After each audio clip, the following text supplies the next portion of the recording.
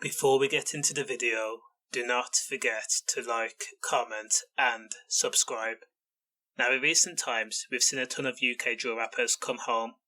From 6'7's LD to Harlem Spartan Snow to OFB's Is Potts, to name a few.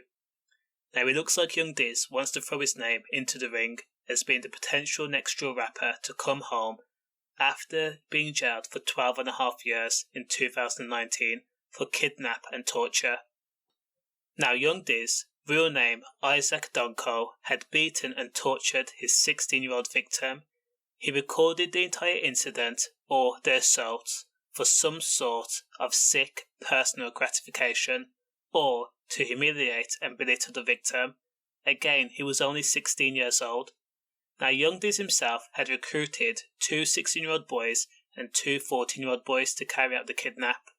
Now what made it worse was the 2 16-year-old boys were actually known to the victims, and they helped young Dizz kidnap the victim instead of warning him. That just shows how snaky some people are.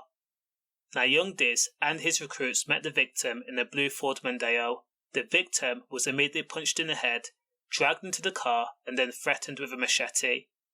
They then put a plastic bag over his head and then tied it with an elastic band in order to suffocate the victim.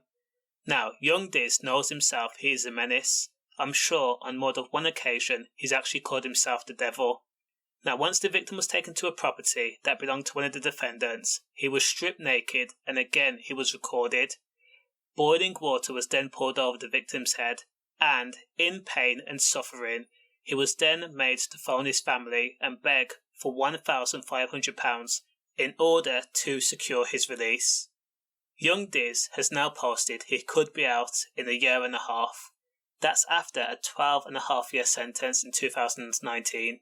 Now if that's the case, the drill rapper would have served 5 years max.